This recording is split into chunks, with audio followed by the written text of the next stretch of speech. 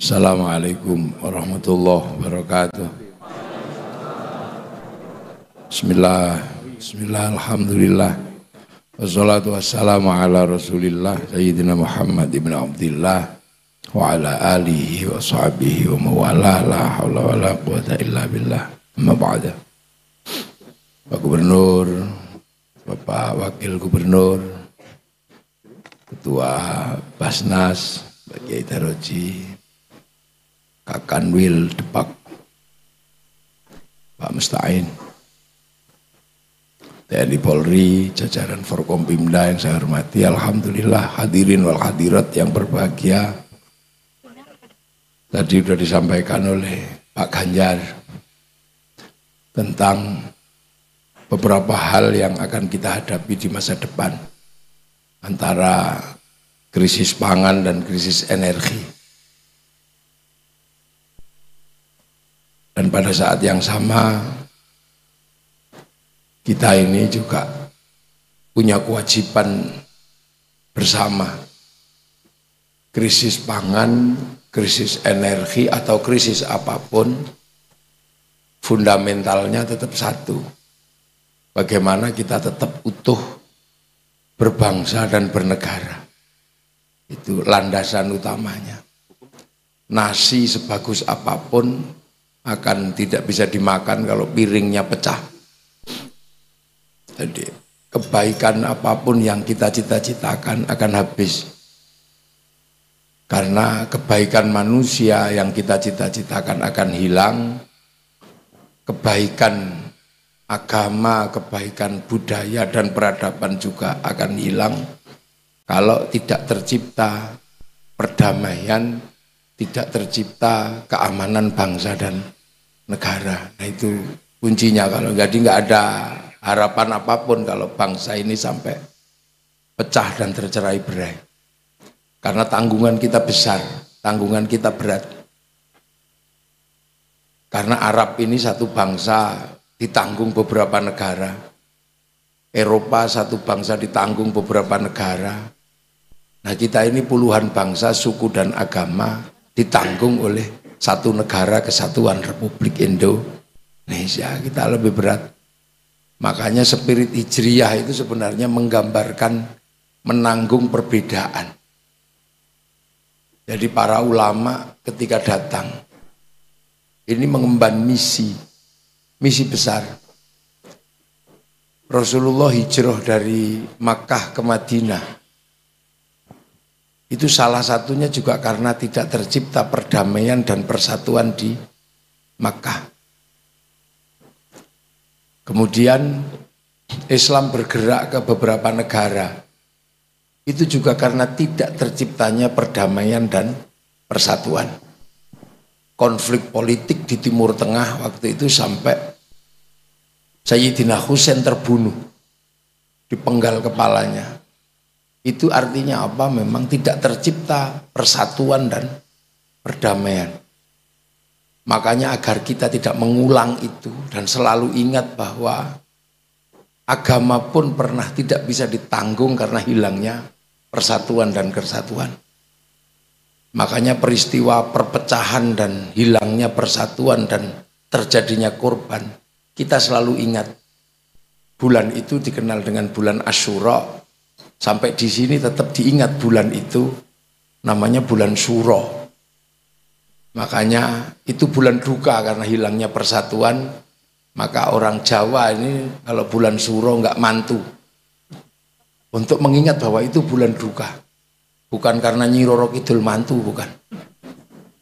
Berarti kita mengingat bulan itu.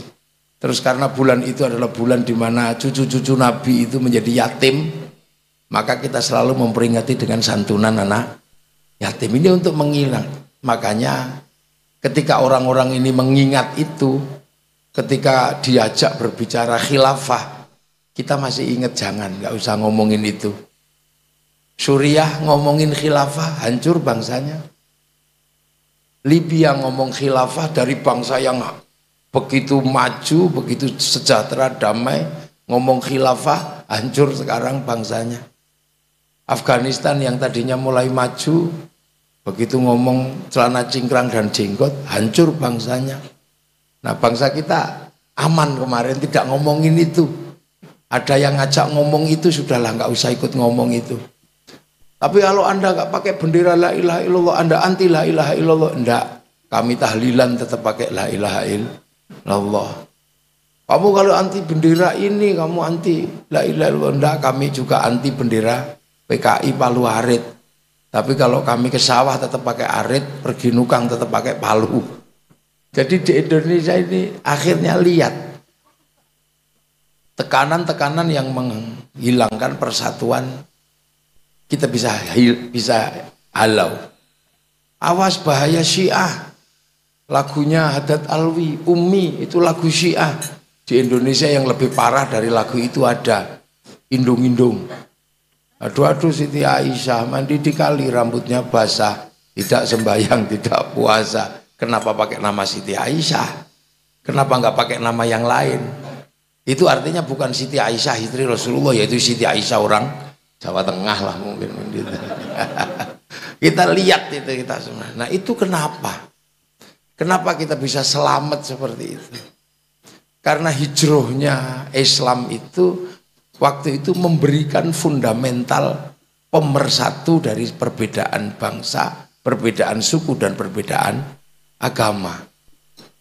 Karena para pembawa Islam yang hijrah ke sini, ini sudah ketemu dengan sebuah bangsa yang slogannya sangat besar, yaitu slogannya Bhinneka Tunggal Ika. Bhinneka Tunggal Ika sudah ada semenjak Islam sebelum datang ke sini. Artinya bangsa ini sudah bersatu, sudah rukun, berbeda-beda tapi tetap satu jua. Makanya ketika Islam datang, fundamental persatuan dikasih. Para ulama ketika datang mempersatukan bangsa ini bukan dalam konsep yang umum. Kalau konsep yang umum itu kan konsep kalau yang sudah Islam namanya Muslim, yang belum Islam namanya kafir, itu konsep umum. Anak kecil juga tahu kalau itu. Nah itu banyak diterapkan. Yang datang ke Eropa menggunakan konsep itu. Yang datang ini Muslim, itu kafir. Nah, akhirnya perang. Dan akhirnya hasilnya apa? Islam hilang dari Eropa. India yang datang ke sana juga menggunakan konsep Islam, kafir. Sampai sekarang belum selesai. Sebagian habis dan sebagian yang bertahan di Kashmir, di misah-misah. Akhirnya India yang tadinya besar bisa jadi Bangladesh, bisa dengan Pakistan, dengan Afghanistan. Yang ke Afrika juga sudah mulai hilang, habis dengan konsep itu. Kita coba kemarin gitu aja, gegernya luar biasa. Padahal kemarin baru ada isu aja kayak Pilpres menjadi perang Badar, itu ributnya luar biasa. Padahal Pilpres itu kelanjutannya Pilkades. Di tempat kita, kalau kabupaten Pilbub, kalau gubernur Pilgub, kalau nasional Pilpres, pesta demokrasi, yang namanya pesta demokrasi ya pasti seneng-seneng lah. Ada dangdutannya, ada slangnya, kadang ada uangnya juga. Ya cuma namanya aja beda, kalau diterima orang biasa namanya uang bensin, kalau diterima masjid, diterima bangunan namanya sumbangan, kalau diterima kiai namanya bisaroh. Itu aja namanya, itu Indonesia itu sudah gak usah udah ada ribet. Itu namanya bisaroh. Nah, fundamental itu nyata di Indonesia. Makanya tiba-tiba kemudian para wali atau ulama yang hijrah ini melihat itu tidak bikin kemudian Muslim kafir, itu enggak. Kalau terjadi konsep itu waktu itu, pasti bangsa ini sudah habis. Orang Majapahit itu kuatnya luar biasa, Pajajaran kuatnya luar biasa, Sriwijaya juga kuat. Kalau menggunakan konsep Muslim kafir pasti enggak selesai dan mungkin kita habis. Makanya kemudian ketika para wali datang, para ulama hijrah ini datang, konsep yang dipakai adalah konsep Rasulullah. Apa konsep Rasulullah? Hiduplah kalian untuk saling bertanggung jawab. Kullukum ra'in wa kullukum mas'ulun an ra'iyyati. Kalian semua adalah pemimpin yang bertanggung jawab dan saling bertanggung jawab antara yang memimpin dan yang dipimpin. Akhirnya konsep ro'iyah ini yang diterapkan oleh para ulama ketika datang ke sini. Ro'iyah inilah yang akhirnya kita nikmati hari ini dalam kehidupan bersama, berbeda bangsa, suku dan agama, tapi hidup saling bertanggung jawab. Ro'iyah inilah yang sekarang kita kenal dengan bahasa rakyat. Jadi kita bukan people. Kalau konsep Eropa itu people. Vox populi, vox dei. Suara mayoritas, suara Tuhan. Begitu dia mayoritas, dia mengatakan bagian dari pekerjaan Tuhan. Makanya khilafah nggak cocok dengan konsep rakyat. Begitu juga komunisme. Komunisme ini proletariat. Maka ketika proletar ini kumpul, ada diktator proletariat. Makanya juga nggak cocok. Nah, kita ini menggunakan konsep rakyat yang sekarang diserap ke bahasa Indonesia menjadi rakyat. Makanya ro'iyah ini harus sering-sering bertemu, sering bersatu, berkumpul. Perkumpulan ro'iyah namanya musyarakah, yang diserap ke bahasa kita jadi masyarakat. Nah, masyarakat ini kalau terjadi perbedaan pendapat, bicarakan yang baik. Wasyawirhum fil amri, lahir konsep musyawarah. Ini prinsip dasar yang luar biasa. Bagaimana persatuan terjaga. Apakah kemudian kita ini liberal? Karena menganggap persatuan dengan apa saja. Kalau kaum muslimin berada dalam wilayah itu dan mau mimpin orang yang berbeda-beda, maka ro'iyah ini hanya bisa dipimpin oleh hikmah. Hikmah itu kejernihan hati, keluasan hati dan pikiran. Karena hikmah adalah pintu masuk ke dalam agama Allah. Ud'u ila sabili rabbika bil hikmah. Tapi populasi yang tidak mungkin bisa dihindari, konsep yang dipakai adalah perwakilan al-wakil. Nah, prinsip dasar inilah yang akhirnya mampu melahirkan konsep besar bahwa orang bisa berbeda-beda tapi hidup saling bertanggung jawab. Bahkan dalam konsep ketuhanan, lakum dinukum waliyadin, tertuang dalam ketuhanan yang maha esa. Tidak bisa kalau orang sekarang bikin konsep ini. Kalau konsepnya muslim kafir, ribut pasti sudah, nggak ada habisnya. Nah, itulah yang akhirnya kemudian kita jaga. Karena akhirnya satu-satunya bangsa muslim yang sanggup mengambil konsep ro'iyah ini untuk menata warga bangsanya hanya muslim Indonesia. Makanya ro'iyah, musyarakah yang bersatu, yang dibangun oleh para wali dulu, melahirkan teritori atau daerah yang disebut wilayah. Karena al-wali punya wilayah. Nah, wilayah inilah yang akhirnya kita sepakati menjadi Negara Kesatuan Republik Indonesia. Makanya santri akan selamanya karena penerus para wali, NKRI harga mati. Tuh ini konseptual. Ini bukan sesuatu yang terkonsep secara semata-mata obrolan pinggir jalan, tidak. Ini akhirnya terkonsep dalam konstitusi, dalam wilayah tertinggi namanya Majelis Permusyawaratan Rakyat, Dewan Perwakilan Rakyat. Bahkan konstitusi kita akhirnya mengembalikan semua kepada Allah atas berkat rahmat Allah. Ini pengakuan yang luar biasa, pengakuan konstitusi bukan pengakuan warung kopi, bukan. Ini konseptual. Nah, akhirnya kemudian agama ini yang dilakukan oleh para ulama yang meneruskan hijrahnya para ulama ini terus mau ngapain dalam membingkai agar persatuan ini terjaga.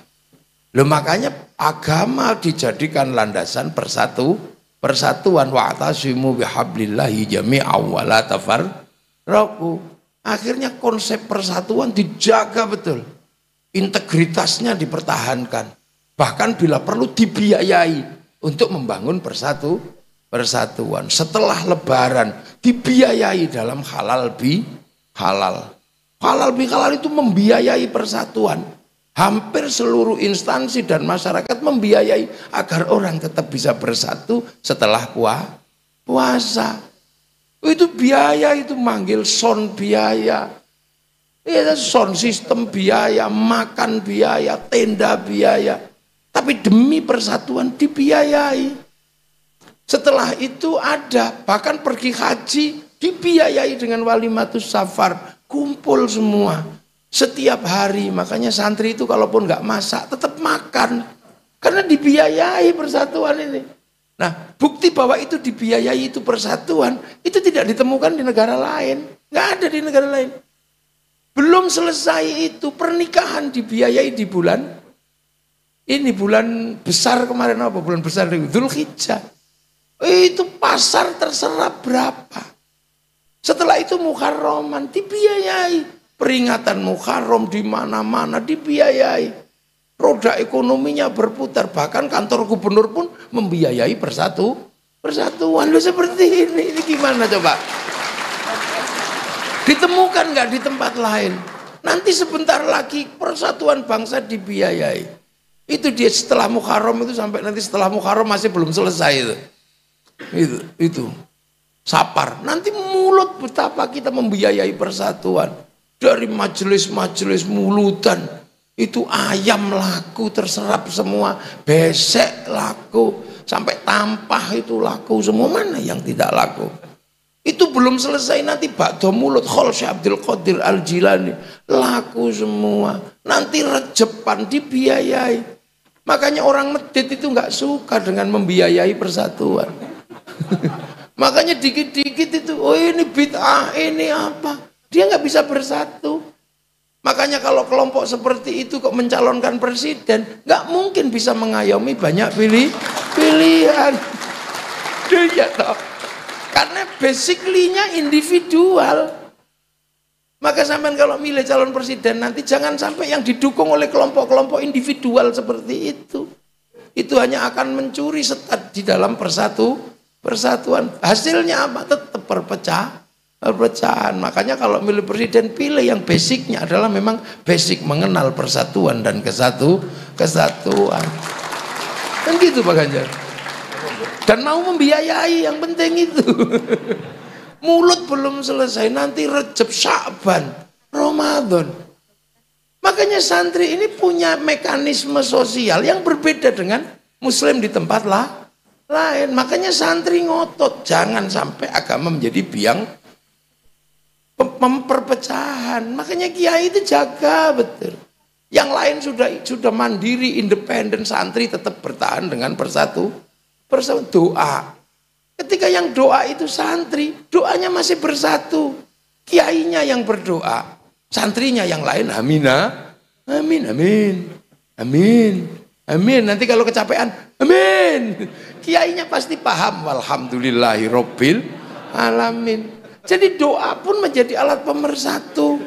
Begitu yang berdoa semuanya pada mau ikut, dikumpulkan di satu tempat di alun-alun Simpang 5, istighosah kubro pemerintah dan rakyat Jawa Tengah. Kalau sudah seperti itu yang namanya ro'iyah, nggak pandang bulu agamanya, semua bisa terlibat. Dari jual bakso sampai jual nasi goreng sampai jual apa saja terlibat di situ.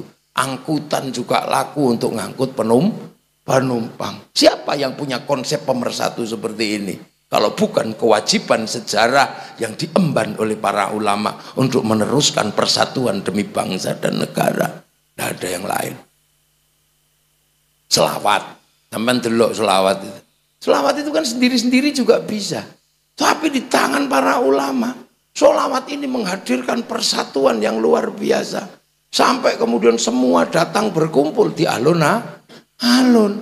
Namanya jateng bersolawat. Kalau sudah seperti itu, ayo apa yang tidak laku? Slayer laku, sepanduk laku, gendero payu. Sampai gagang pancing itu laku untuk begini-begini. Itu penuh biaya.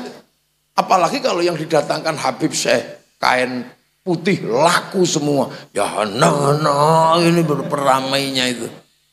Kalau yang didatangkan mafia solawat, hitam-hitam, kainnya laku semua yang hitam-hitam. segala yang ada dalam hidupmu. Dibiayai. Ini kehidupan persatuan dalam landasan agama. Jadi jangan agama menjadi alat pemecah belah, persatuan. Terus kemudian ono wong mati bersatu sampai 3 hari, 7 hari, 40 hari. Bersatu terus setahun sekali khol. Kalau sudah itu apa yang nggak terserap? Roda ekonomi berputar, terserap semua. Ziarah makam guru, bagian dari peristiwa kematian diziarahi. Orang Semarang ziarah ke Cirebon, seluruh bis pariwisata laku. Ayo, makanya pemilik bis pariwisata jangan sampai kemudian berseberangan dengan santri yang suka ziarah. Nanti gak disewa bisa sampean. Bohong, ini laku semua. Itu di makam para wali, nyambut tamunya para wali, jual nasi laku, jual katok laku, jual tasbih laku, bahkan tunawisma bisa hidup di makam wali, termasuk copet bisa hidup di makam para wali. Ro'iyah tidak pandang bulu. Itu sampai temukan di tempat lain, nggak ada, itu hanya ada di Indonesia. Jadi yang namanya cinta tanah air itu ada mekanisme sosialnya. Ada social engineeringnya, tidak dibiarkan liar, dijaga. Apa yang tidak laku? Nah kalau sudah seperti itu, terbangun rasa cinta pada bangsa dan negara. Orang Jawa Tengah ziarah ke Cirebon, pasti cinta dengan tanah Cirebon karena ada makam Sunan Gunung Jati. Ziarah ke Madura, pasti cinta dengan tanah Madura karena ada makam Mbah Khalil. Suruh ngebom Madura, yang nggak berani ada makam Mbah Khalil. Makanya teroris yang suka ngebom itu pasti tidak pernah ziarah kubur karena nggak ada yang ditakuti. Lihat aja, Pak Polisi, Pak TNI. Jadi penjaringan kalau mau cari teroris jangan cari di kuburan para wali, nggak ketemu. Lah, ini roda ekonomi berputar, apa yang nggak terserap? Seluruh yang tadi namanya ro'iyah yang berbeda agama, beda suku, beda bangsa terlibat semua. Apakah akan nanya bismu ini wong Islam maupun tidak ada nanya. Seluruhnya terlibat. Itu dijaga. Jadi Indonesia ini konsep persatuannya dibiayai, bukan gratisan. Itu makanya sekali-sekali Pak Gubernur mesti memberangkatkan ziarah Wali Songo gitu mesti. Lho dibiayai no. Ojo medit kok tiba-tiba ziarah bid'ah. Niku wong medit iki asline ngono. Jangan dibiayai. Persatuan itu butuh modal, butuh biaya. Terop biaya, beli besek biaya, beli ingkung biaya, semua terbiayai. Itu. Dan ada mekanisme sosial agar agama tidak melanggar persatuan. Caranya gimana? Ya orang yang berbicara agama harus tahu diri. Makanya para ulama membatasi orang-orang yang ada di forum agama. Santri membatasi. Kalau kayak saya ini nggak perlu dibatasi, bisa dibatasi. Karena apa? Bisa diinterupsi. Gus menjelang Jumatan waktu habis, berhenti saya. Iya, tapi ada tokoh agama yang nggak bisa dibatasi. Siapa? Kalau sudah khutbah Jumat, siapa yang bisa batasi? Apa interupsi nggak ada, sampean suka gak suka ya gak suka tidur udah gitu aja, nggak ada interupsi khotib, nggak ada. Makanya agar khotib tidak melampaui batas, para ulama buat batasan, suruh baca teks sama pegang tongkat. Begitu baca teks ya nggak mungkin teriak-teriak, mau baca teks saudara-saudara pasti begitu. Begitu pegang tongkat nggak mungkin tudang-tuding begini, karena kalau tudang-tuding tongkatnya jatuh. Makanya masjid-masjid yang ada tongkatnya, ada teknya, khutbahnya santun. Ittaqullah, ittaqullah. Mau gini-gini takut tongkatnya jatuh. Makanya yang galak-galak itu yang suka gini-gini biasanya masjidnya nggak ada tongkatnya.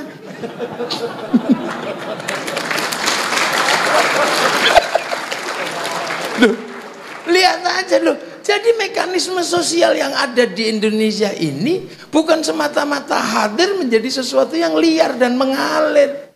Ini bukan sesuatu yang mengalir, bukan water flow, bukan air yang mengalir, tapi ada social engineering, ada political engineering, ada rekayasa agar apa? Bangsa dan negara terjaga. Nah, kalau ini sudah terjaga, Cita-cita bangsa ke depan yang pernah dicita-citakan oleh pengorbanan para pendahulu itu jalan. Karena apa? Orang bangun bangsa ini nggak main-main. Jangankan membangun sesuatu yang gede, butuh merah putih. Merah putih yang sekarang kita pakai, yang dipakai masker ini, dulu pengen itu aja. Berapa ratus ribu nyawa mati hanya karena pengen merah putih. Berapa ribu nyawa itu yang mati itu? Hanya pengen merah putih. Orang Jawa Tengah mengibarkan di dalam rumah. Karena biar nggak ditembak Belanda, kibarkan dalam rumah. Belandanya curiga, tiangnya dikasih tebu. Masih curiga tiang rumahnya dikasih padi. Masih curiga tiang rumahnya dikasih pisang. Masih curiga dikasih kelapa. Masih curiga lagi besok datang bawa tumpeng sama ingkung. Makan, kata londo biar mangan angel. Coba. Tapi Belanda tidak pernah tahu begitu tumpeng nasi habis, padi mengering, kelapa rontok, pisang merontok, tebu mengering, yang tersisa adalah merah putih di dada kamu. Loh, merah putih cair. Orang Surabaya nggak kehabisan, kesuwen itu. Merah putih betul sobek aja. Sampai akhirnya perang besar 10 November. Sampai resolusi jihad keluar itu apa? Pengen punya merah putih. Nah ini tiba-tiba sekarang nggak minta nyawa merah putih itu, minta gini dong. Itu ada alasan bid'ah, alasan apa? Ini mesti pas zaman perang, nenek moyangnya nggak ikut perang itu mesti. Atau jangan-jangan lagi bandar dadu, kita juga nggak ngerti. Ini problemnya. Kemerdekaan cita-citanya gede. Jenderal Sudirman itu paru-parunya satu, berangkat perang. Nggak mikir apa-apa, demi siapa? Demi kita hari ini, agar punya bangsa dan negara agar punya harga diri. Nggak mikir paru-paru satu. Kita aja BPJS belum turun, gudikan aja ributnya luar biasa. Nggak kelas kita sama pejuang kemerdekaan. Bung Karno pidato atas nama bangsa Indonesia. Ditanya sama Belanda, bangsa mana yang menyerahkan kedaulatan padamu? Raja Jogja, Raja Solo, tanah kami, negara kami. Itu dari mana? Dari Purworejo sampai Ponorogo, dari ini sampai Seragen, diserahkan untuk NKRI. Sekarang negara butuh 1 meter digusur aja, ributnya sampai Mahkamah Agung. Orang-orang ini kalau ada di zaman perang kemerdekaan hidup, pasti Indonesia tidak merdeka, karena hanya mikir tanah 1 meter. Kemerdekaan ini tidak main-main, berangkat perang. Bung Karno itu didikan Belanda, hebatnya luar biasa. Kalau Bung Karno mau kemudian menjadi oportunis, berdiri bersama Belanda, jadi pegawainya Belanda, urusan hidupnya selesai. Tapi Bung Karno tidak memilih itu, tapi memilih berdiri bersama rakyat Indonesia, mencapai kemerdekaan bangsa dan negara. Menungso gagah. Nah sekarang bangsa ini sudah jadi, mari kita jaga. Karena apa? Kemandirian bangsa juga menjadi penting. Dan ke depan ini anak-anak ini harus mandiri. Amerika mandiri, sudah mandiri. Cina mandiri, Korea mandiri, Jepang mandiri. Bung Karno sudah mengatakan berdiri di kaki sendiri. Kemandirian bangsa ditentukan kapan dia bisa produksi. Ketika bangsa sudah bisa produksi, dia pasti mandiri. Tapi produksinya bangsa akan tercapai kalau ada konsumsi. Dan konsumsi terbesar dari produksi anak bangsa adalah konsumsi dalam negeri. Tapi konsumsi dalam negeri berbanding lurus dengan rasa cinta pada bangsa dan negara. Itu pasti, nggak ada pilihan lain. Amerika membangun kecintaan pada bangsanya dan negaranya puluhan tahun. Melalui film-film, ada film koboi, ada film apa, dibangun semuanya. Malu dengan Vietnam, bikin Rimbo 1-6. Malu dengan Cina, bikin American Shaolin, American Kung Fu. Malu dengan Jepang, bikin American Samurai, American Ninja. Bahkan samurai terakhir dari Amerika namanya Tom Cruise dalam The Last Samurai. Bangun itu semua. Cina membangun cerita kebangsaannya dari ular putih sampai ular hijau sampai Wong Fei Hung. Dan karate nggak pernah menang ketika berhadapan dengan kungfu Cina. Cara mereka bangun bangsa. Korea bangun kebangsaannya. Konflik di Jepang antara Tokugawa dan restorasi Meiji harus dijelaskan kepada anak muda zaman now. Bikinkan film Samurai X dengan tokohnya Rurouni Kenshin. Bro, ini masa depan bangsa. Malaysia nggak mungkin bertahan dengan bangsa transit seperti itu. Dia harus mandiri. Tapi kemandirian Malaysia ditentukan oleh masa depan anak bangsanya yang mengerti bahwa Malaysia punya suku dan bangsa yang berbeda. Maka Malaysia diserahkan kembali sama si Upin dan si Ipin. Si Upin dan si Ipin nggak boleh lupa masa depan Malaysia, nggak mungkin pisah dengan anak-anak India. Kenalkan tokoh kecil namanya Jarjit. Malaysia nggak mungkin masa depannya akan lupa dengan anak-anak Cina, kenalkan Mei Mei. Dan dia nggak boleh lupa ada anak-anak Indonesia, kenalkan Susanti. Ini kebangsaan kita. Baru bangsa itu bangkit. Sekarang kita kebalikannya, berusaha mengolok-olok apapun yang ada di Indonesia. Punya bendera jelek, punya TNI Polri jelek, punya presiden jelek. Ini sesungguhnya apa? Adalah mental bangsa yang tidak akan beranjak menjadi bangsa produsen, tapi akan bertahan menjadi bangsa konsumen. Maka mari kita bangkitkan semangat kebangsaan kita. Untuk apa? Merebut produksi, dan kita akan bersaing dengan bangsa yang lain. Kita punya segalanya. Kalau Eropa punya kisah-kisah besar, kita juga punya, jangan boleh malu. Eropa punya kisah cinta namanya Romeo Juliet. Cina punya kisah cinta sampai Engtai. Arab punya kisah cinta Kais dan Laila. Kita juga punya Ande-ande lumut. Orang Eropa punya cerita ibu tiri yang kejam dalam kisah Cinderella. Kita punya bawang putih, bawang merah. Di sana ada orang kuat namanya Samson, ada orang kuat namanya Sam'un di Arab. Kita punya Bandung Bondo. Di sana ada binatang bisa ngomong namanya kura-kura ninja. Kita juga punya kancil nyolong timun. Punya semua apa yang kita miliki. Nah inilah kebanggaan kepada bangsa kita hari ini. Adalah kebanggaan yang akan menghantarkan bahwa bangsa kita akan bangkit menjadi bangsa yang kuat di antara bangsa-bangsa yang lain. Dengan satu landasan yang sudah kita siapkan, persatuan dan kesatuan sudah kita miliki. Insya Allah bangsa ini akan menjadi baldatun thayyibatun wa rabbun ghafur. Assalamualaikum warahmatullahi wabarakatuh.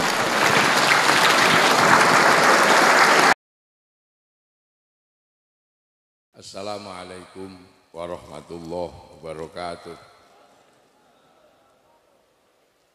Bismillahirrahmanirrahim. Bismillah, alhamdulillah. Salatu wassalamu ala rasulillah Sayyidina Muhammad ibn Abdillah wa ala alihi wa ashabihi wa mawalah. La hawla wa la quwata illa billah. Amma ba'da.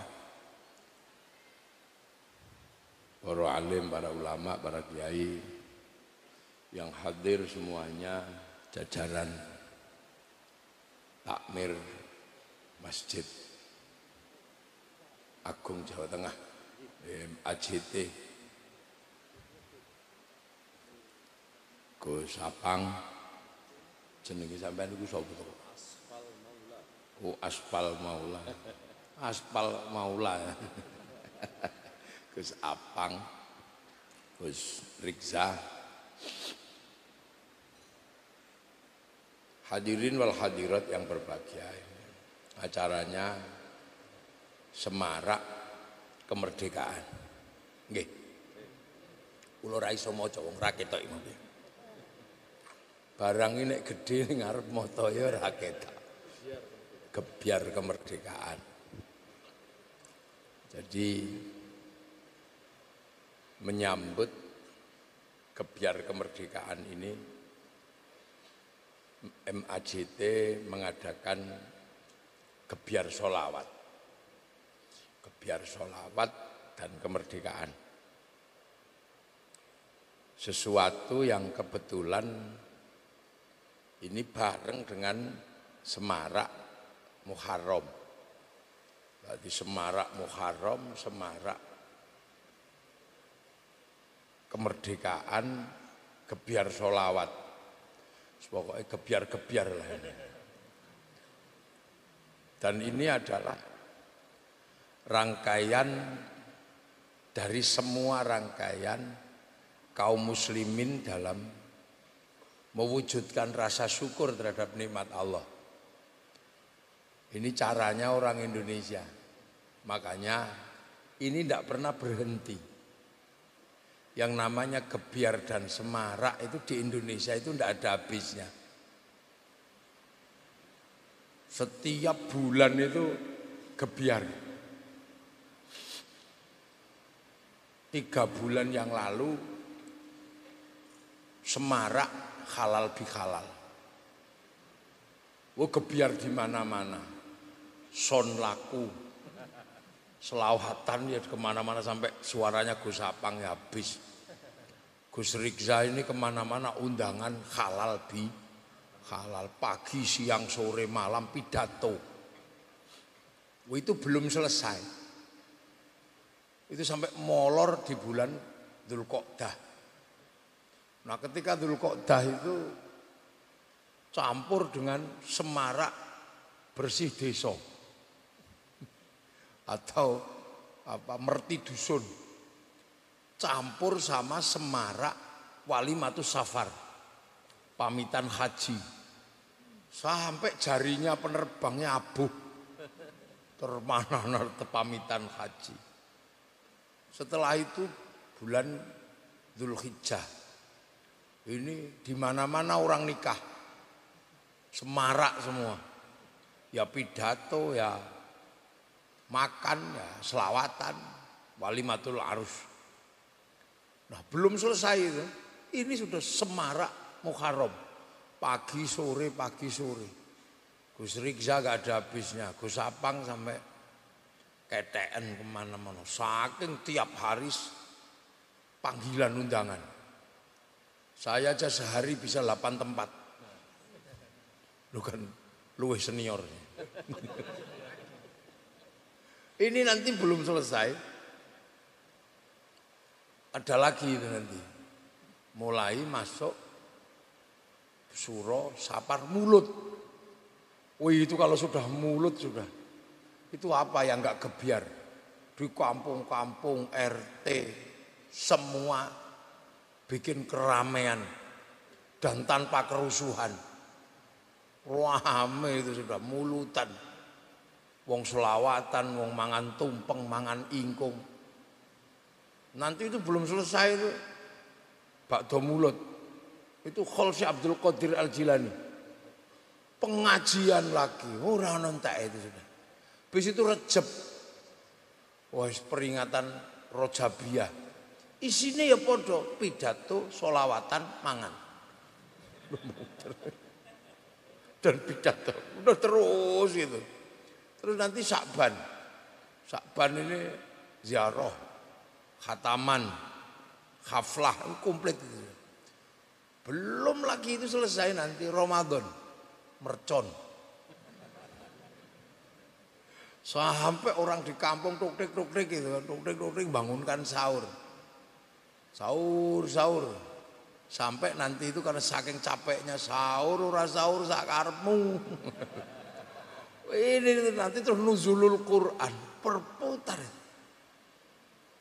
Pertanyaannya satu, kenapa itu hanya ada dan terjadi di Indonesia?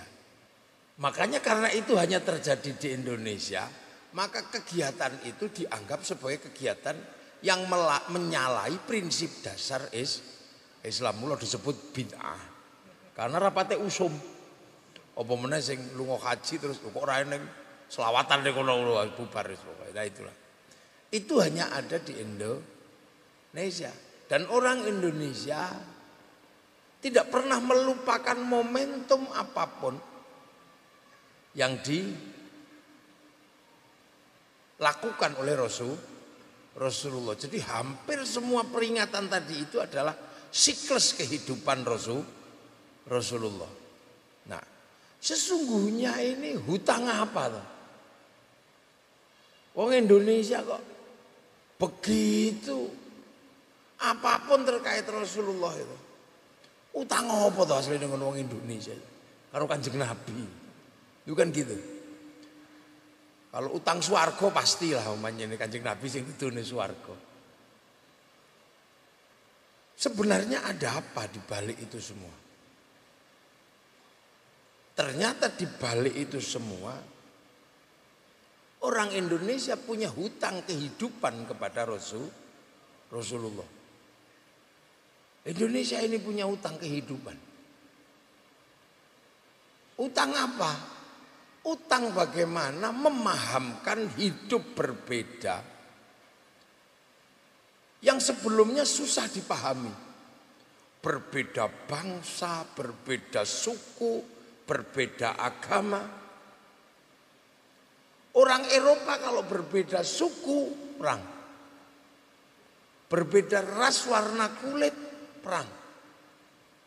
Indonesia ini perbedaannya paling banyak. Apa saja berbeda. Dinamikanya paling banyak. Binatangnya paling banyak, tumbuh-tumbuhannya paling banyak, bahkan hantu paling banyak di Indonesia. Ini dinamika paling komplit.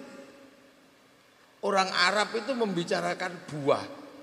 Itu paling kurma, ruman, limo, terus jeruk, laimun.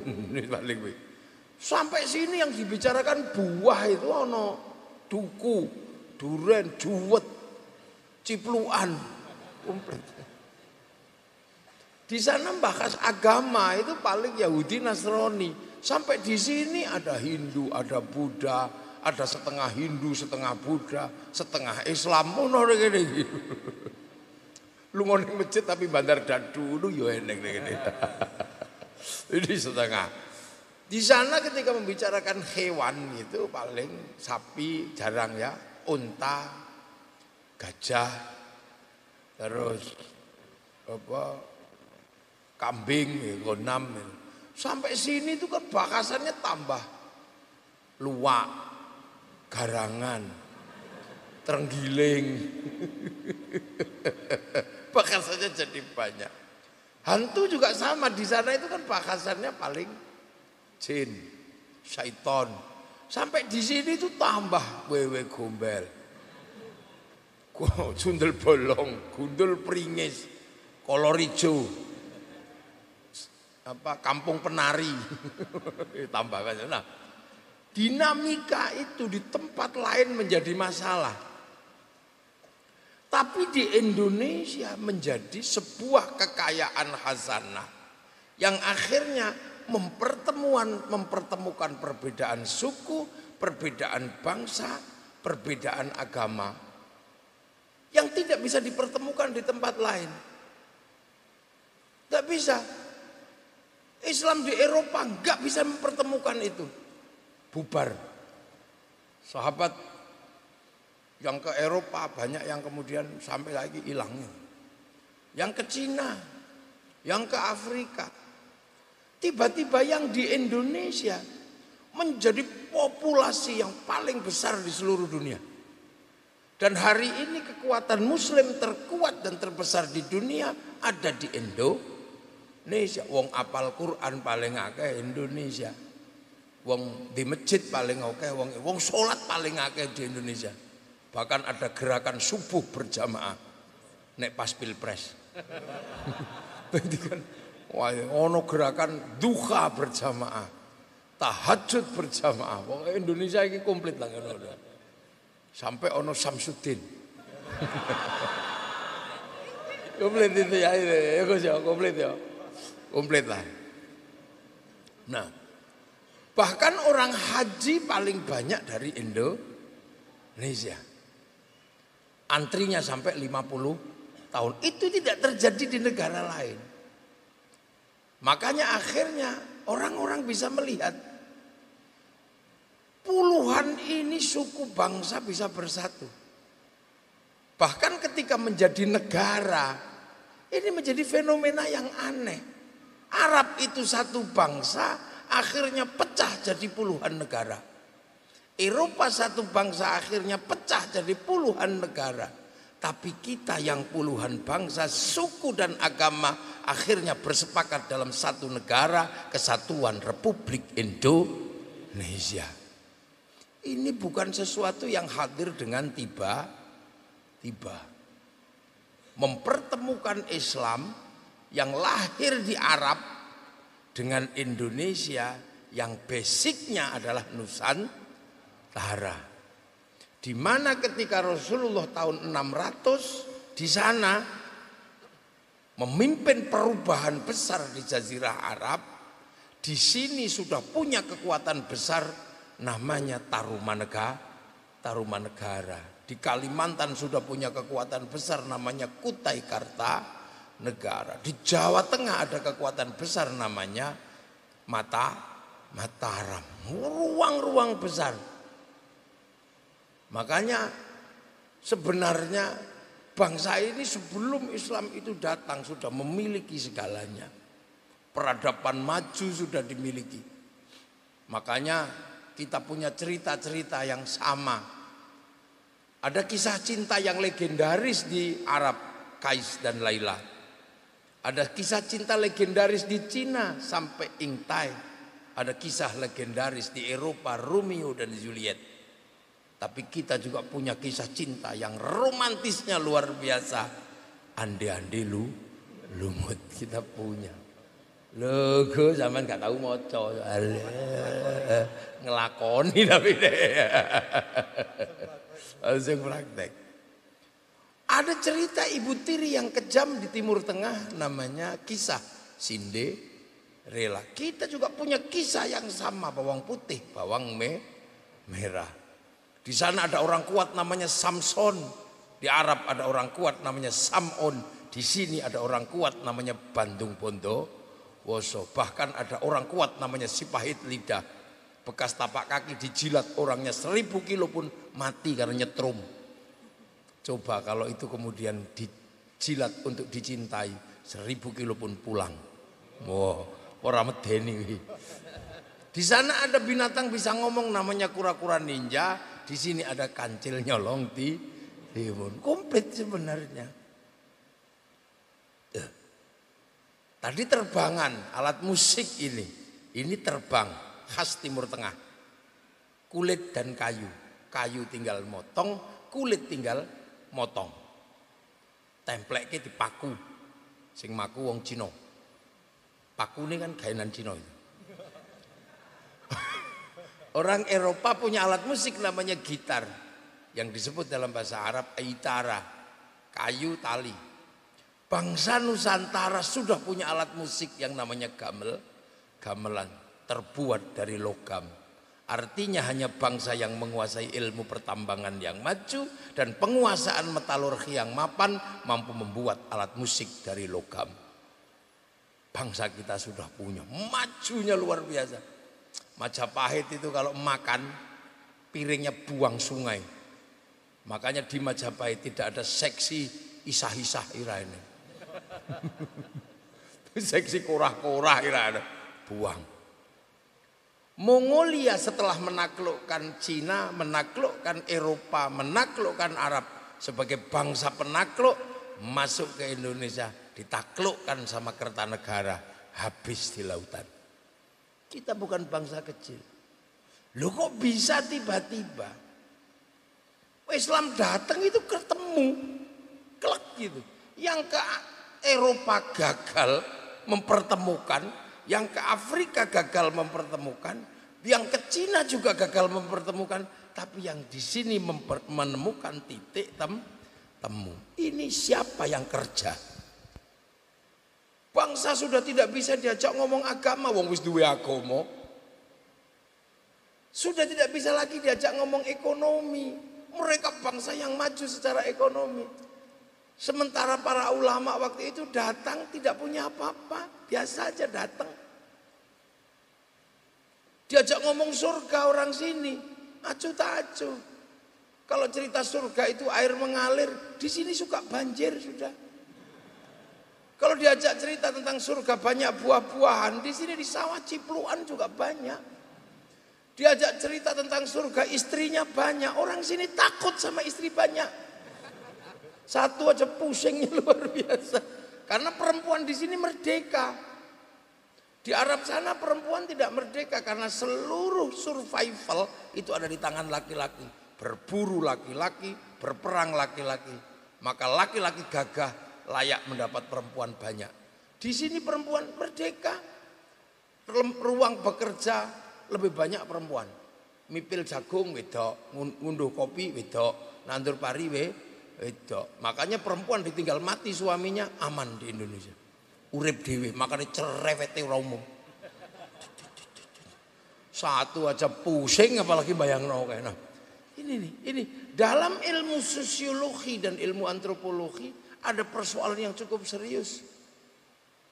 Mirip kayak Romawi ketika ketemu dengan kaum muslimin. Ini kan jangan dikira ini bukan sesuatu yang datang dengan tiba-tiba. Sementara pada saat yang sama konflik kaum muslimin di Timur Tengah nggak ada habisnya. Nggak ada habisnya. Sampeyan tahu kenapa kemudian orang-orang Islam datang ke sini itu? Salah satunya karena konflik di Timur Tengah yang nggak ada habisnya. Bahkan sampai cucu Rasul terpenggal kepalanya. Sampai bayangkan konflik apa lagi di atas itu. Saya membayangkan perang apa lagi yang lebih kejam dari perang itu. Cucu nabinya dipenggal kepalanya. Saya membayangkan perang di atas itu perang apa? Gak ada perang di atas itu.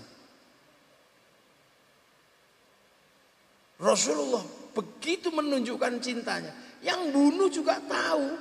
Wong hidup bersama Rasul. Sampai bayangkan di atas itu nggak ada. Itu terjadi. Sehingga setelah itu cita-cita Rasul ini tercerai-berai. Tentang membangun masyarakat madani. Tentang membangun masyarakat yang setara. Rusak. Bahkan tadinya masyarakat yang sudah bisa dirubah dari tradisi Makkah menuju tradisi Madinah hancur. Sistem kepemimpinan yang tadinya adalah kepemimpinan atas kesepakatan orang banyak berubah menjadi kepemimpinan atas nama keturunan. Hilang cita-cita itu. Dari kepemimpinan orang banyak atas pilihan orang banyak Sayyidina Abu Bakar, kepemimpinan pilihan orang banyak Sayyidina Umar, Sayyidina Utsman, Sayyidina Ali berhenti sampai di situ. Bahkan penerus Sayyidina Ali yang akan membangun kepemimpinan bersama dibunuh. Dan pembunuhannya sangat sadis. Tidak ada yang melampaui itu. Makanya kemudian peristiwa itu sampean harus tahu. Peristiwa itu harus kita ingat terus. Makanya selawatan, baca, tiba, berjanjian, simtuduror, kita selalu diingatkan kepada Rasulullah bahwa Rasulullah yang begitu luar biasa di generasi ketiga menghadapi situasi yang demikian sulit. Ini sesuatu yang tidak boleh dilupakan. Makanya penerus-penerus Rasul yang akhirnya kemudian mengalami pertikaian politik di sana selalu mengajarkan jangan kamu lupakan itu. Salah satunya di Indonesia tidak pernah dilupakan bahwa bulan Asyura diingat dengan bulan Suro. Dan orang sini tidak menikahkan anaknya di bulan Suro. Karena apa? Itu bulan duka terbunuhnya cucu-cucu Rasulullah. Jangan bikin acara senang. Itu untuk mengingat. Makanya orang kalau nggak paham itu pusing, itu kok bisa? Oh, karena Nyi Roro Kidul mantu. Nah ini ngarang. Asyura itu jadi Suro. Kenapa orang Jawa menyebut Muharram dengan ulan Suro? Karena Asyura. Kalau Asyura kepanjangan, memang orang Jawa itu menyebutnya nggak suka kalau yang panjang-panjang. Gitu kan? Gus Asfal ya, Apang, nggak panjang-panjang. Nggak suka. Muhammad, Mat, Abdurrahman, Durakman gitu. Makanya ada cerita orang datang ke rumah. Dari mana sampean? Dari Semarang, Kiai. Siapa namamu? Mat Karim, Kiai. Lagi Mat Ali, Kiai. Mat itu dari Muhammad. Besok lagi ingat ya, Mat Ali, Muhammad Ali, Mat Karim, Muhammad Karim. Oh ya Kiai, terima kasih saya baru tahu kalau Mat itu dari Muhammad. Iya Kiai, iya. Lah rumahmu mana? Semarang Kiai. Semarang mana? Itu Semarang Utara. Tepatnya di mana? Itu Kiai, belakangnya Muhammad Drosa. Nek madrasah ya madrasah gitu aja, nggak usah ditambah Muhammad Rosa. Nah, itu terjadi situasi yang demikian rumit. Makanya kemudian ketika para ulama, para wali ini datang ke sini, yang pertama kali dilakukan adalah apa? Jangan sampai mengalami kekacauan ulang. Karena berikutnya adalah membawa Islam ke tempat yang jauh. Nah, apa yang dilakukan ketika di sini sudah maju? Lakum dinukum waliyadin. Di sini sudah ada Bhinneka Tunggal Ika. Lah, konsep hidup seperti itu apa tawaran dari Islam? Bagaimana menempatkan manusia yang berbeda-beda tapi hidup bersama saling bertanggung jawab? Rasulullah punya konsep dasar, kullukum ra'in wa kullukum mas'ulun an ra'iyati. Kalian semua adalah pemimpin dan kalian semua bertanggung jawab terhadap yang dipimpin. Yang dipimpin bertanggung jawab pada yang mimpin, yang mimpin bertanggung jawab pada yang dipimpin. Jadilah manusia yang berbeda-beda tapi hidup saling bertanggung jawab. Konsepnya Rasulullah itu adalah konsep ra'iyah. Ra'iyah inilah yang hari ini dan waktu itu diterapkan untuk masyarakat yang berbeda-beda untuk hidup bersama, berdamai, saling bertanggung jawab. Ra'iyah itulah yang sekarang diserap ke bahasa kita dalam bahasa Indonesia menjadi rakyat. Ingat itu. Jadi rakyat itu yang sekarang dipakai oleh orang Indonesia adalah konsepnya Rasulullah. Dan satu-satunya bangsa muslim dunia yang sanggup mengambil kalimat ra'iyah untuk menyebut warga bangsanya hanya muslim Indonesia. Ingat, kita bukan people. Kalau people adalah vox populi, vox dei, suara mayoritas, suara Tuhan. Begitu dia mayoritas, dia mengatakan kami adalah bagian dari Tuhan. Makanya khilafah tidak cocok dengan konsep ra'iyah. Begitu juga komunisme, dia nggak cocok karena dia proletariat, kaum miskin, kaum buruh. Begitu dia kumpul, dia akan menjadi kekuatan namanya diktator proletariat.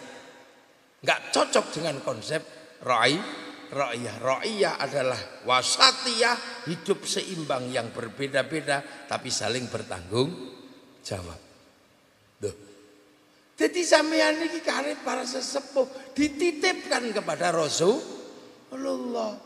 Ra'iyah ini kalau ngumpul namanya musyarakah. Lahirlah konsep hidup antar ra'iyah yang kemudian dikenal dengan masyarakat.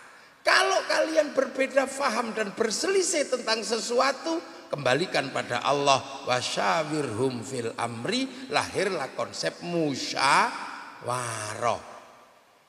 Dan itu kemudian menjadi bahasa baku dalam menentukan apa yang disebut ketentuan tentang negara.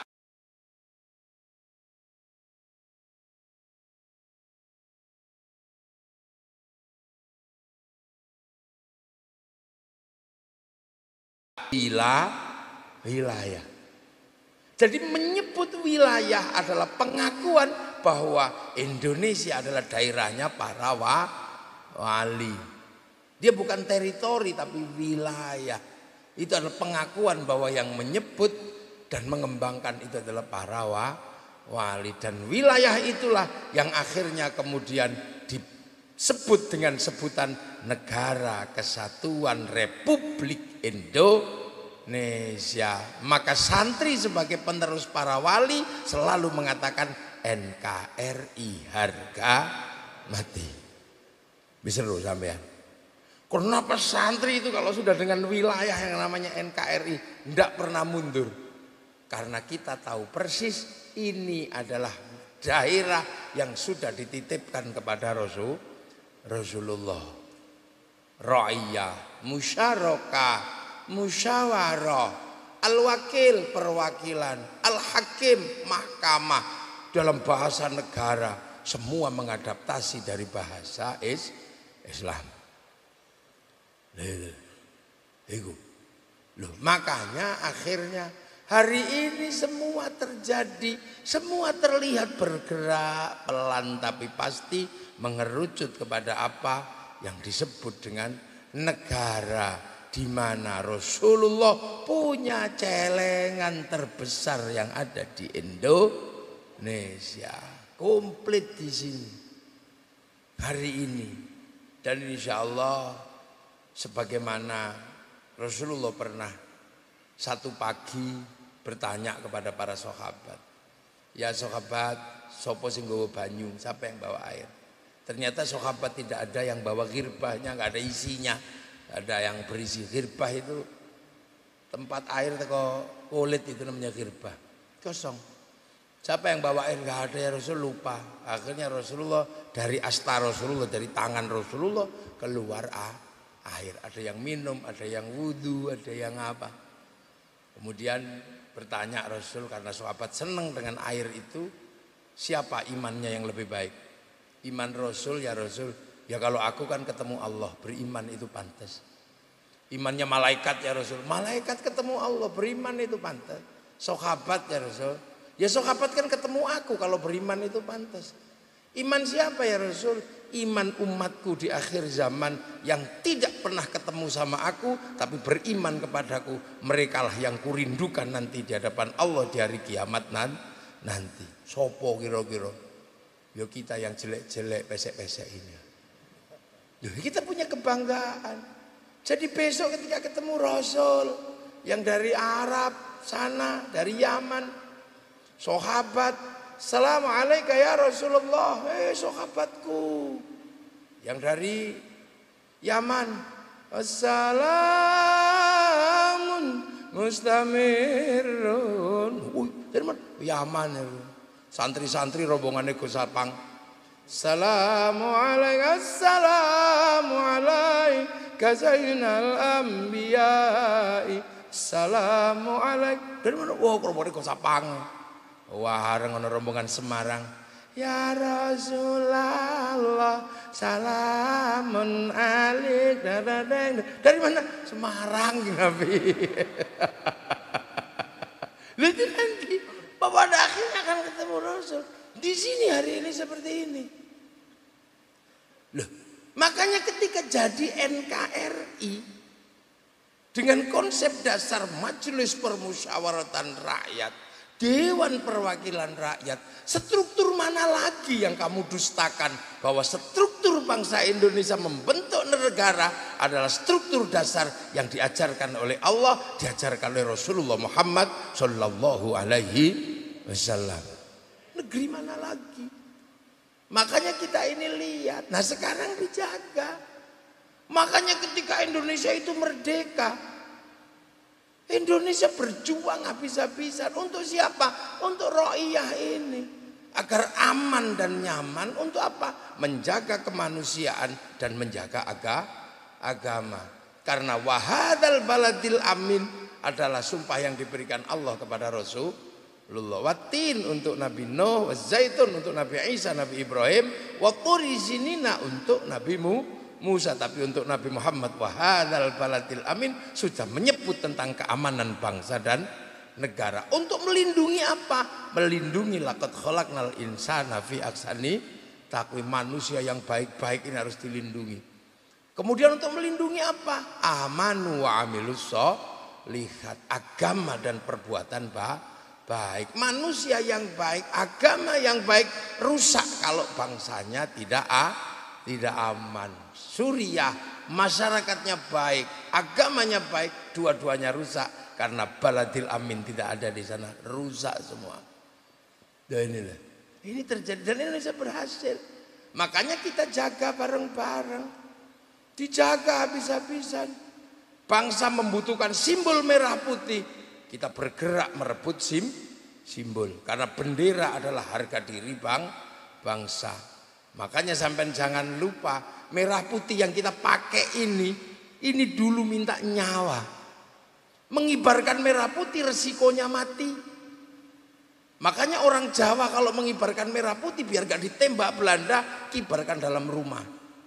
Belanda curiga tiang rumahnya dikasih tebu, masih curiga tiang rumahnya dikasih padi, masih curiga tiang rumahnya dikasih kelapa, masih curiga dikasih pisang. Besoknya masih curiga bahwa tumpeng sama ingkung. Oh ternyata mau makan tuh orang-orang ini. Begitu nasinya habis, tumpengnya habis, padi mengering, tebu mengering, pisang rontok, kelapa mengering, yang tersisa tinggal merah putih. Orang Surabaya merah putih, biru, sobek birunya sampai perang memperebutkan merah putih berapa ratus ribu nyawa.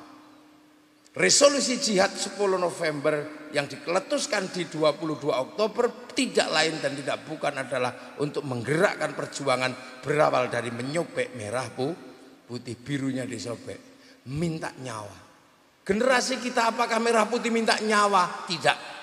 Merah putih hanya minta paling enggak diikat di kepala kalau mau. Kalau enggak paling tidak hanya minta angkat tangan. Gitu aja, ada yang bilang musyrik, ada yang bilang bid'ah. Ini pasti zaman perang, nenek moyangnya enggak ikut gitu. Atau paling tidak jadi mata-matanya Belanda. Nek orang malah jangan-jangan bandar daduan kita lihat. Boh ini bisa jadi loh ini. Loh ini makanya kita minta. Kalau sudah seperti itu, raja-raja yang tadinya berdaulat dan berkuasa, begitu Indonesia merdeka patuh dengan ketentuan ra'iyah. Makanya ketika atas nama bangsa Indonesia dicetuskan oleh Bung Karno, Belanda bertanya, daerah mana berdaulat yang menyerahkan kedaulatannya padamu? Raja Jogja mengatakan, tanah kami untuk NKRI. Raja Solo, tanah kami untuk NKRI. Raja Aceh, Raja Kalimantan, Palembang, Sulawesi, Maluku, Raja Flores saja semua tanah kami untuk NKRI. Ribuan hektar diberikan untuk NKRI. Sekarang tanahnya kegusur 1 meter aja, ributnya sampai Mahkamah Agung.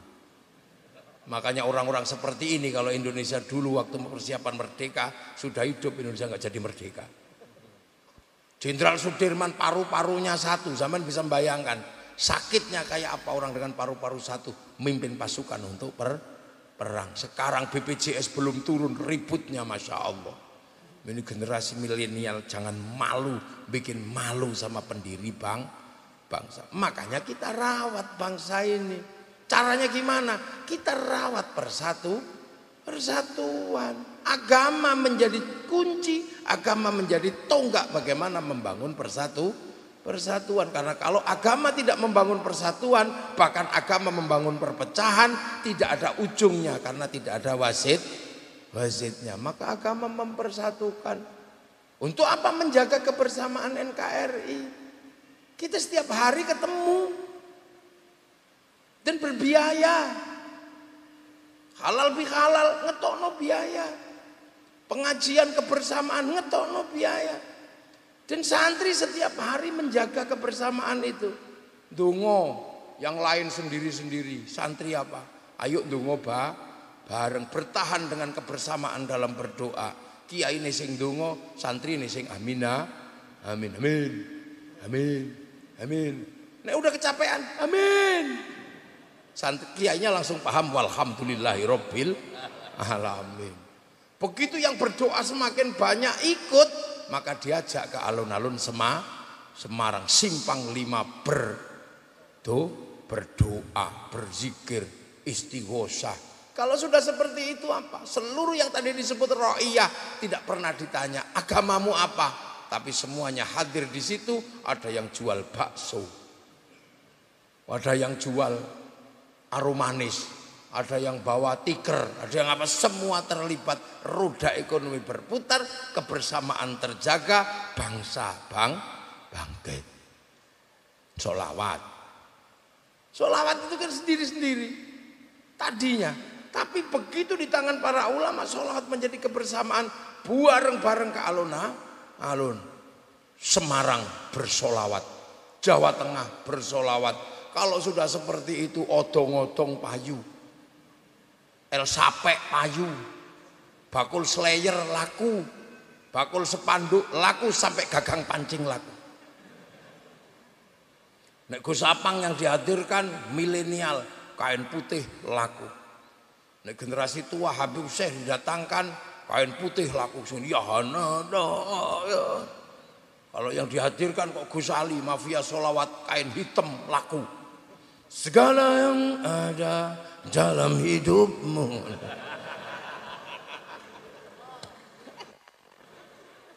Loh, itu perputaran ekonomi yang luar biasa. Loh, zaman itu di negara lain ketemu nggak? Nggak ada. Makanya merawat kemerdekaan ini dengan persatuan kiai dan santri caranya seperti itu.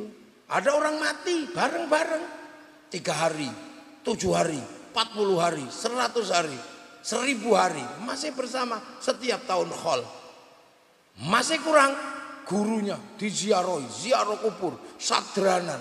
Kalau sudah ziarah makam gurunya, makam walinya, bis pariwisata laku semua bis pariwisata. Nah makanya bis pariwisata nek ora rukun karo wong ziarah rasa disewa.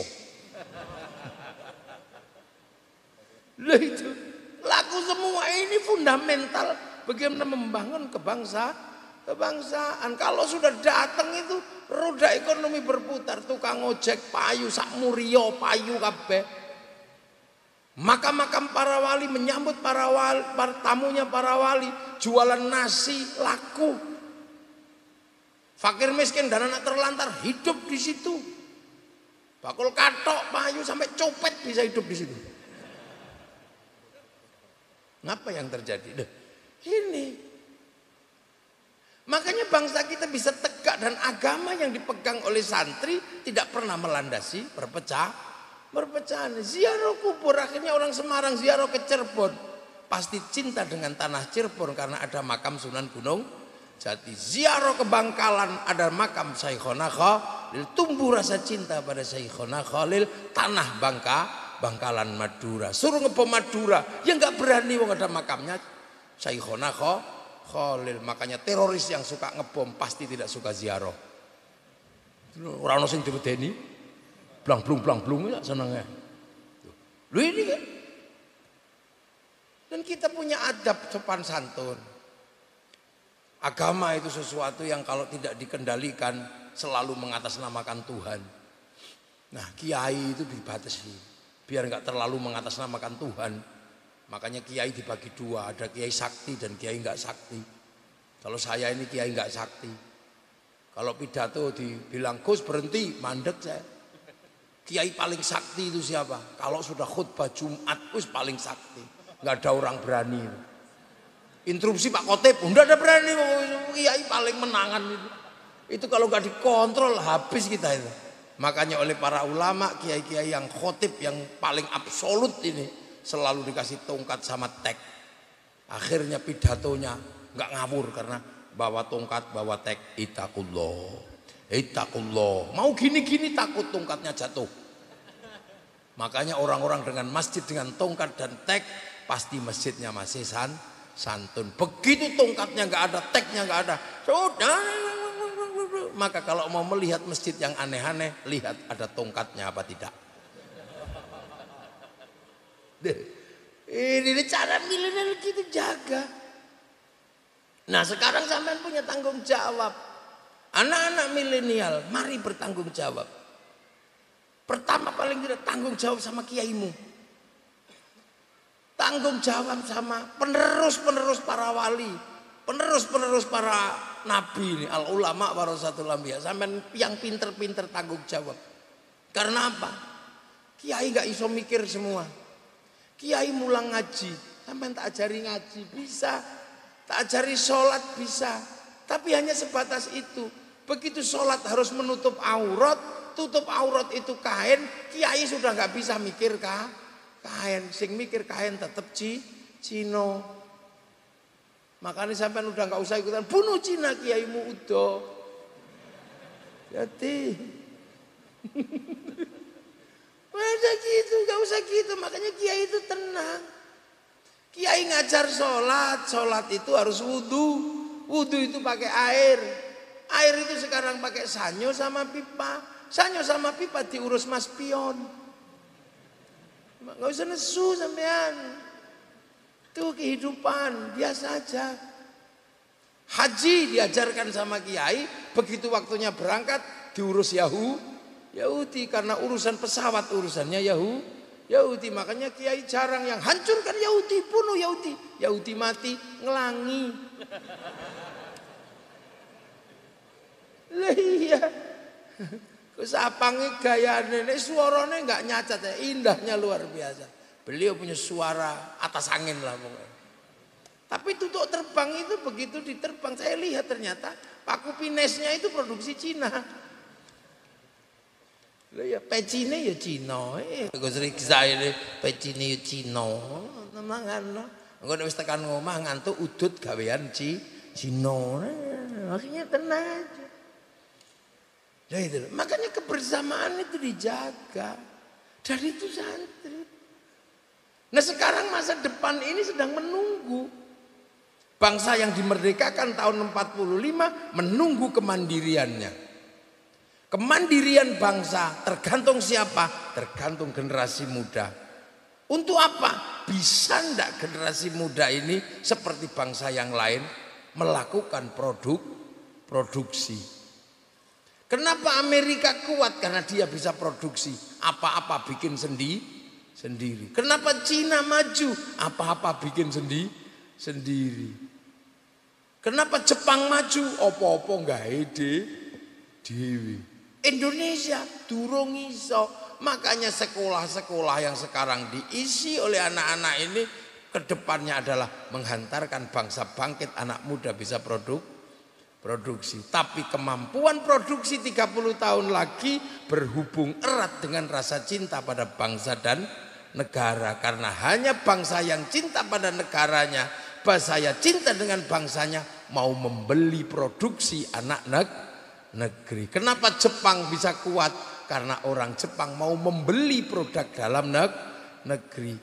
Kenapa Amerika bisa kuat produksi? Karena Amerika mau membeli produk dalam negeri. Tapi orang Amerika membangun kebangsaannya cukup lama. Film koboi di Amerika diulang-ulang bagaimana Amerika tahu sejarahnya. Begitu Amerika kalah di Vietnam, Amerika nggak boleh malu bangsanya bikin rimbu 1 sampai 6. Begitu dia ditekan oleh Cina secara spiritual, anak bangsanya nggak boleh malu bikin American Shaolin, American Kungfu. Amerika nggak boleh malu dengan Jepang, bikin American Samurai, American Ninja. Bahkan samurai terakhir dari Amerika namanya Tom Cruise dalam film The Last Samurai. Cah milenial nggak boleh bodoh. Konflik generasi tua dan generasi muda di Jepang dijelaskan dengan gamblang oleh Shinai Jepang dalam sebuah film Samurai X dengan tokohnya Rurouni Kenshin. Bangsa Malaysia menyongsong masa depannya, jangan sampai konflik antar sesama anak bangsa. Maka Malaysia menyerahkan bangsanya kembali pada si Upin dan si Ipin. Si Upin dan si Ipin tidak boleh lupa masa depan Malaysia akan ketemu dengan anak-anak India. Kenalkan dari kecil seorang India namanya Jarjit. Dia nggak boleh lupa dengan anak-anak Cina, kenalkan Mei Mei. Dia nggak boleh lupa dengan anak-anak Indonesia, kenalkan Susanti. Dan para wali dari awal mengajarkan hiduplah bersama-sama dalam perbedaan, tapi kuatkan dalam persatuan. Bhinneka Tunggal Ika, ra'iyah atau rakyat. Kita punya segalanya, tapi bahwa kita tidak boleh malu menjadi orang Indonesia. Hari ini kita sering malu, rambut hitam dicat abang, akhirnya jadi LKMD, londo kok mengendas sih. Nah ini mulai, ayo kita bangkitkan anak-anakku sekalian, bahwa para pejuang ini menggambarkan tentang kemajuan bangsa ini. Makanya jangan mundur. Kita bangun bangsa ini dengan masa depan yang ada di tangan kita semua. Kemerdekaan bukan didapat dari tidur, tapi ribuan, jutaan, ratusan ribu, bahkan jutaan nyawa dikorbankan. Sekarang kita tinggal mengisi kemerdekaan. Makanya kalau ada hormat bendera, hormatlah. Ada Indonesia Raya, nyanyikanlah. Ada rumah tempeli gambar-gambar pahlawan nasional. Itu penting ya. Kalau bukan kita siapa? Saya dan generasi tua akan terus mengajarkan kebanggaan pada bangsa dan negara untuk mempersiapkan begitu bangsa ini produksi, kita bisa konsumsi. Assalamualaikum warahmatullahi wabarakatuh.